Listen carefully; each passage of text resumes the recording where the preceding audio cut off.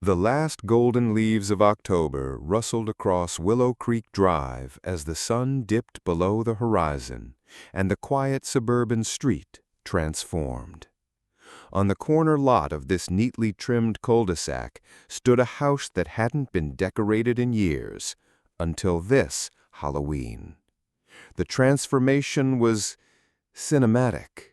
Fog rolled over the lawn in lazy tendrils, spilling from cleverly hidden machines under piles of dried leaves. Gnarled trees, twisted with faux cobwebs and splashes of dark red gore, stood like sentinels. A full-sized coffin leaned against the porch. Dismembered limbs hung from the gutters. But the crown jewel of the display was a life-sized animatronic ghoul that crawled from the ground every time someone passed. Its bloodshot eyes lit up in sync with a raspy, guttural moan. It was horrifying. It was theatrical. It was genius. And Karen White was furious.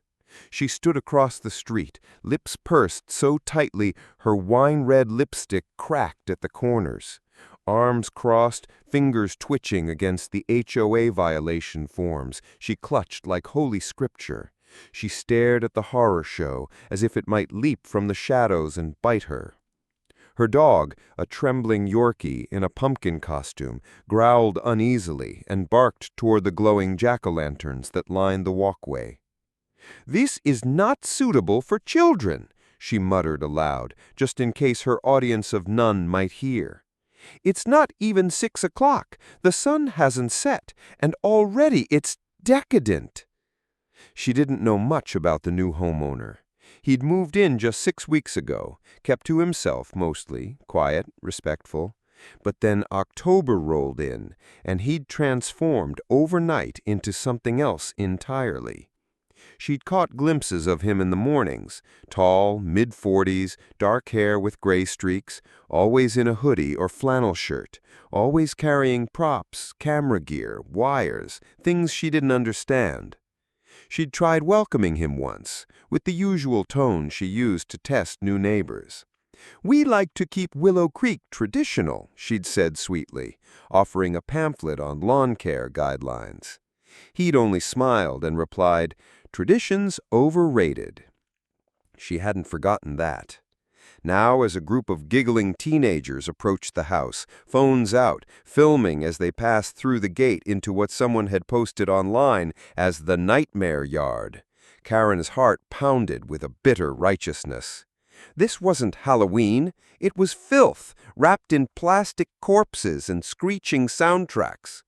Her phone buzzed. A text from her friend Brenda, attached with a photo of a child crying beside the animatronic ghoul. "This was at the house on the corner. Poor Lily's terrified. Her mom is livid." Karen didn't reply. She didn't have to. She walked back to her house, eyes narrowed. That was all the evidence she needed. By nightfall, she was back in black, literally. Black sweater, gloves, sneakers. Her plan wasn't violent. She would simply remove the worst of it. A civic duty, really. She waited until the house lights went off, then crept across the street with a trash bag and garden shears. The air was still. The fog machines hissed softly. Somewhere inside, a faint blue glow flickered through a window. Karen paid it no mind. She started with the hanging limbs, cutting down 2 with satisfying snips. Into the trash bag they went. Next, the jack-o'-lanterns. She dumped their candles and upended them into her bag. Then the crawl-space ghoul. She hated that thing. As she stepped toward it, it activated, rising from the ground with a sudden mechanical jolt, screeching its recorded phrase, "I see you."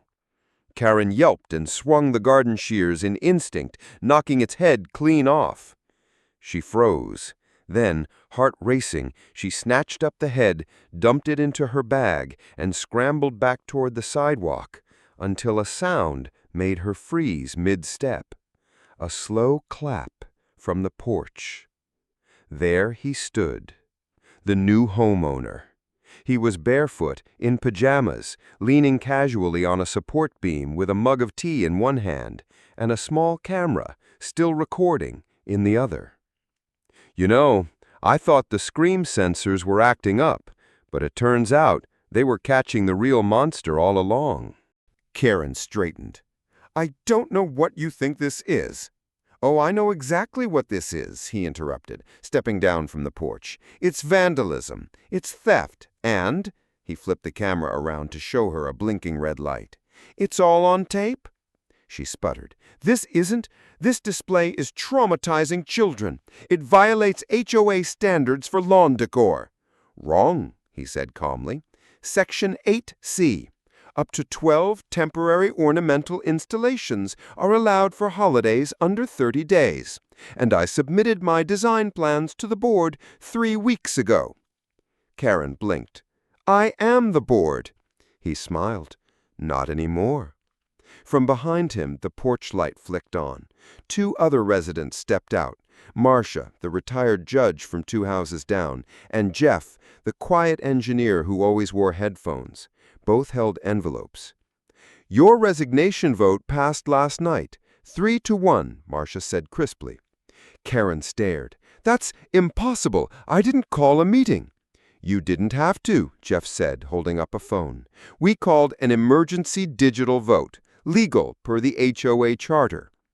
Karen's eyes widened. "You can't just remove me. I've been head of the Willow Creek board for 6 years. I built this neighborhood." "No," the man said softly. "You just made it smaller." She turned toward him. "Who the hell even are you?" He stepped into the porch light fully. "My name's Lucas Hale. I'm a horror film director. You've probably seen Blood Orchard or The Quiet Placebo. No? That's fine, but you've just made a huge mistake." Karen took a half step back. "I'm filing a report with the police in the morning, and I'll be pressing charges for property damage." "You wouldn't dare." He leaned in, almost kindly. "Oh, Karen, you broke into the yard of a man who makes horror movies for a living. What do you think I'm capable of?" She clutched her trash bag tighter. "Sleep well," he said, and he turned, walking back into his house. The porch light clicked off. Karen stood in the dark, heart hammering, suddenly very aware of how still the street was and how silent the decorations had become. As she turned and hurried back to her own home, she didn't notice the small camera mounted discreetly on the mailbox, its red light blinking steadily. Recording. Karen barely slept that night. She lay in bed, eyes wide, reliving every moment in the yard, every word Lucas said. Her mind clawed for a way out. She could explain herself, maybe, say she thought it was a prank, say she mistook the yard for public property, claim harassment, emotional distress, anything to flip the narrative. But when she checked her phone the next morning, the real horror began. Her face was everywhere. Someone had posted the footage, angled from the porch, grainy and shadowy, but unmistakable. Karen from Willow Creek caught destroying Halloween display, gets caught red-handed by horror director. Within hours it had hundreds of thousands of views, dozens of reaction videos, TikTok parodies, and worse, memes. She was the new internet villain. Even Brenda wasn't replying to her texts. By noon, a local reporter was parked across the street, camera ready, waiting for a statement. And Lucas? He was calm, too calm. He didn't gloat, didn't threaten, just waved politely every time she looked out the window. That was the worst part.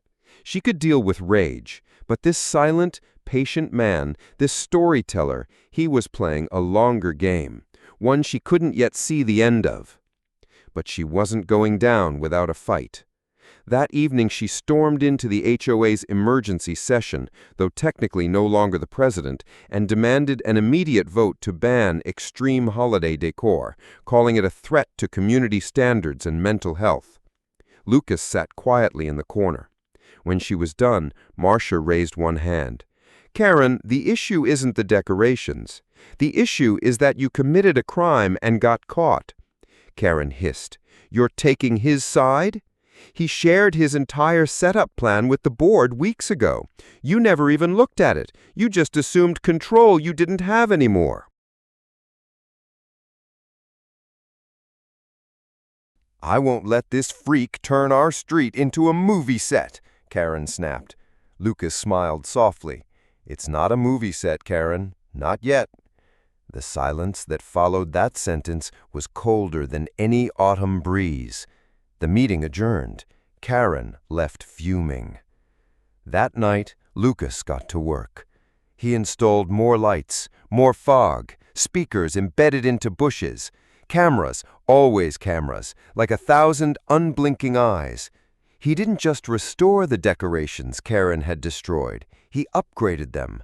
A bleeding mannequin appeared on the roof. A full-scale illusion of a ghost in the second-story window played on a perfect loop. People began visiting, not just neighbors, people from other towns, bloggers, cosplayers, horror fans. Someone posted a video titled "Real Life Haunted House in Suburbia. Director Lucas Hale delivers nightmare fuel." Over 1.2 million views. And in the middle of it all, Karen seethed behind closed blinds, a prisoner in the very kingdom she once ruled. Then came Halloween night. Lucas announced a one-night screening, a short film premiere titled The Karening. Location, his own front lawn. Invitation, open to all. Karen didn't believe it, until the trucks arrived. At noon, a mobile projection screen was set up on the grass. Portable speakers, seating pods, cones to block traffic, a small stage was assembled. And at sunset, people came, dozens at first, then hundreds, dressed in costumes, laughing, filming. Some even carried signs. Team Lucas, HOA equals House of Horror Art. Fear lives here. Karen's chest tightened. She stepped outside once, only to be met with jeers and camera flashes. She went back in and shut the curtains tight. At 9 p.m. sharp, the screen lit up. The Karening began. It was only 10 minutes long. The opening shot, Karen on Lucas's security footage storming into the yard. Then, eerie music. Close-ups of her face twisted in self-righteous fury. Slow motion of her slashing down the animatronic ghoul. A narrator's voice, deep, haunting, described her as an ancient force of HOA wrath awakened by the scent of fog machine fluid and non-compliant decor. The crowd roared. The film blurred fact and fiction, cutting in surreal edits of Karen creeping through other people's yards, hoarding lawn signs, flipping over lemonade stands. It was absurd, hilarious, slightly terrifying, and undeniably cinematic. Karen's voice trembled as she watched through a crack in her curtain. The final scene was a fabricated shot of Karen being dragged into the animatronic coffin she'd tried to destroy, screaming, reaching toward the camera. Then, the end. Based on true events. Directed by Lucas Hale. The crowd stood and clapped. Karen couldn't breathe. By morning, local news stations had picked up the story. HOA horror hits Hollywood heights. Director Lucas Hale turns real conflict into viral short. Lucas was interviewed on several podcasts. A horror fan magazine called The Blood Reel featured him on its digital cover with the headline, "Suburbia Screams, How Lucas Hale Brought Fear to the Fences." And Karen? She became a punchline. Someone printed her face on fake Halloween masks. Teens came by taking selfies in front of her house with hashtags like Karen Watch 2025 and Nightmare on Willow Creek. She filed noise complaints. They were dismissed. She threatened lawsuits. No lawyer would take the case. Within 2 weeks, she'd put her house up for sale. Lucas watched quietly from his porch the day the moving truck arrived. As the last box was loaded, Karen stood on her lawn one last time. She looked across at Lucas, her face pale and taut. "This isn't over," she muttered. Lucas tilted his head. "I don't make sequels, but the audience does love a good prequel." Karen didn't answer. She climbed into the car and drove away. Lucas stood there a while longer, sipping his tea. The fog machine hummed softly in the background. A faint whisper played through the hidden speaker beside him. "Happy Halloween." And Willow Creek Drive returned to silence until next year. Because legends, after all, don't die. They just become stories. And Lucas Hale, he was the storyteller now.